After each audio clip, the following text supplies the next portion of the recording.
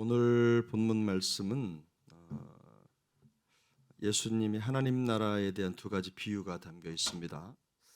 이 두 가지 비유가 아주 독특한 의미를 가지고 있습니다. 첫 번째는 채소밭에 심은 겨자씨 하나의 비유죠. 그리고 두 번째 비유는 가루 서말 속에 들어있는 누룩에 대한 비유입니다. 하나님의 나라라고 하는 큰 틀에서 봤을 때 이 비유가 어떤 의미를 가지고 있느냐, 겨우 어떻게 보면 이 겨자씨는 눈에 보일까 말까 한 아주 작은 크기. 예전에 어느 분이 이스라엘에 갔다 오시면서 겨자씨를 하나를 주셨는데 겨자씨를 보니까 정말 작더라고요. 이게 너무 작으니까 요만한 종이에다 붙여가지고 흰 종이에 붙여서 점처럼 볼펜 끝으로 찍은 점처럼 아주 작은 씨앗이었습니다. 근데 이 겨자씨 하나가 자라면 5m까지 자란답니다. 그 굉장히 작은 씨앗 하나가 5m까지 자라는 거죠. 예를 들면 이런 겁니다. 좋은 조건을 만나서 그 씨가 자라 그 아주 눈에 보이지 않을 것 같은 아주 작은 씨앗이 자라서 큰 나무가 되는데,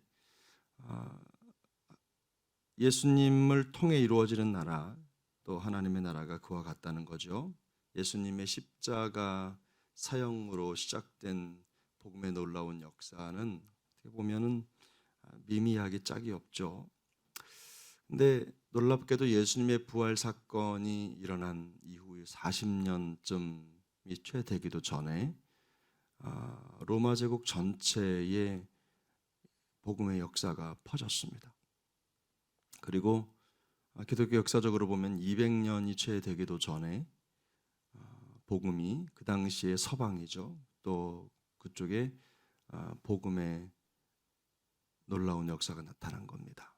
아주 작은 보이지 않는 것 같은, 그저 어떻게 생각하면 한 청년의 처참한 죽음으로 비춰질 수 있는 예수님의 십자가가 결국엔 전 세계에 놀라운 대역사를 이루는 위대한 사건이 된 겁니다.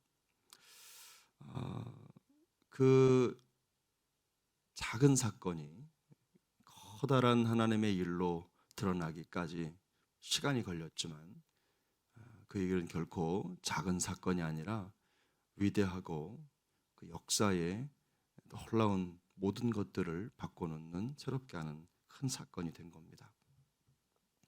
두 번째 사건은 누룩에 대한 사건이죠. 가루 서말 속에 누룩을 집어넣었더니 그 모든 누룩이 전체가 변화되었다.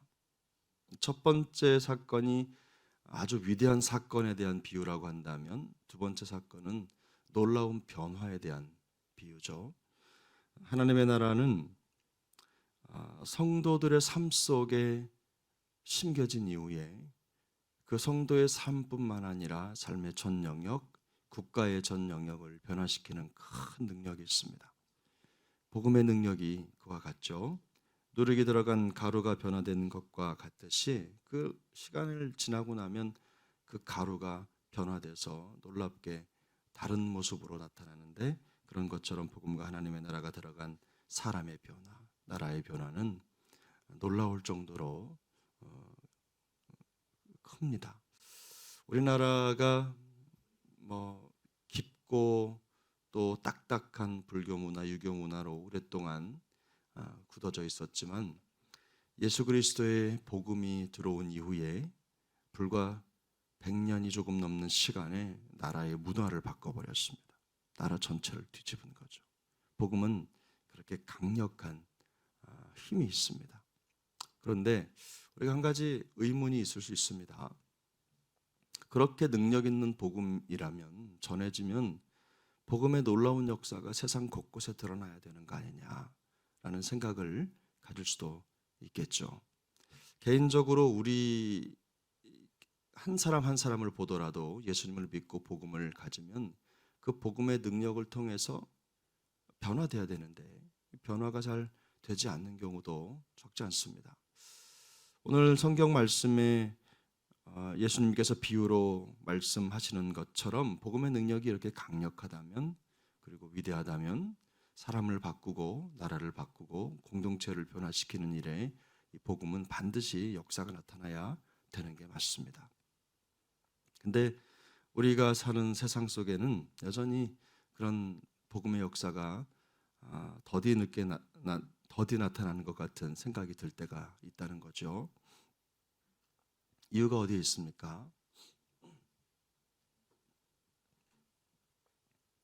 우리가 알고 있는 대로 예수님, 우리 하나님께서는 이 땅에 많은 영혼들이 회개하고 주께 돌아오기를 간절히 원하십니다. 주님의 마음이죠. 그래서 하나님의 심판이 미뤄지고 있는 것은 사실입니다. 이유는 더 많은 영혼들이 주께 돌아오도록 하기 위해서입니다. 또 한 가지는 하나님의 때가 아직 되지 않았다라는 것이죠.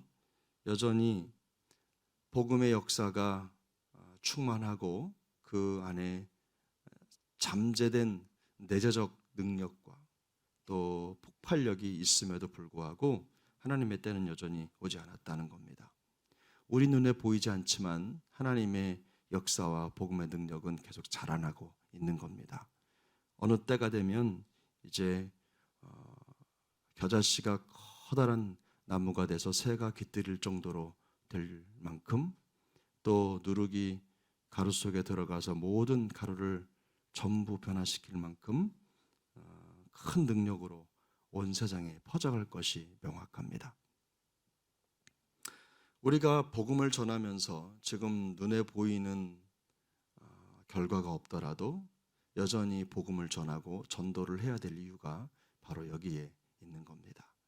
우리 눈에는 변하지 않는 것처럼 보여도 복음이 떨어지는 현장, 복음의 역사가 나타나야 될 현장은 때가 되면 놀라운 복음의 역사로 충만히 채워지게 될 것입니다. 전도의 효과가 나타나지 않는다고 해서 전도를 멈출 수 있겠습니까? 그럴 수 없습니다.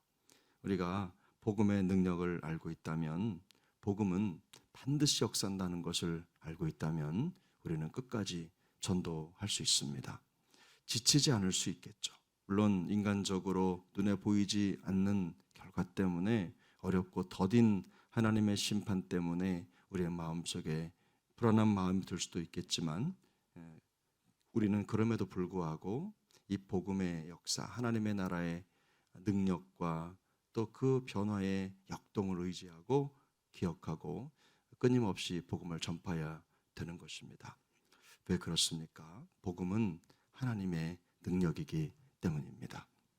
겨자씨처럼 작고 또 누룩처럼 보이지 않지만 우리 안에 심겨져 떨어진 복음은 반드시 열매를 맺게 됩니다. 또 우리를 변화시키고 우리의 삶의 현장을 변화시키고 나라를 변화시킬 것입니다. 그래서 바울은 이렇게 고백했습니다. 나는 내가 복음을 부끄러워하지 아니하노니 이 복음은 모든 믿는 자에게 구원을 주시는 하나님의 능력이 됨이라. 먼저는 유대인에게요, 그리고 헬라인에게로다. 우리가 복음을 가졌다는 것은 사실은 위대한 변화를 가졌다는 뜻입니다. 우리 안에 하나님께서 복음을 심어주셨다는 뜻은 우리가 더 이상 우리의 힘으로 연약한 모습으로 살아가도록 그렇게 방치해두지 않으셨다는 뜻입니다. 우리가 그 복음을 의지하고 복음의 능력으로 살아갈 때 우리는 우리가 생각하는 것 이상의 놀라운 하나님의 역사의 헌신자로, 역사의 거룩한 재료로 쓰임받게 될 것입니다. 우리 개인적으로 우리 한 사람 한 사람을 보면 또 겨자씨 한 알처럼 또 가루에 넣어지지 않은 누룩처럼 작은 모습에 불과하겠지만 하나님은 우리를 통해 놀라운 역사를 이루어 가실 것입니다. 복음이 우리 안에 있어서 우리가 변화되고 또 이렇게 새롭게 됐다면 우리 주변에 있는 어떤 사람도 복음을 만나면 반드시 변화되게 될 것입니다.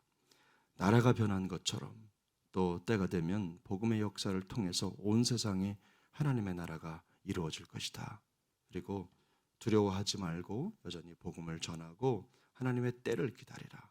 이 음성이 오늘 본문에 들어있는 것입니다.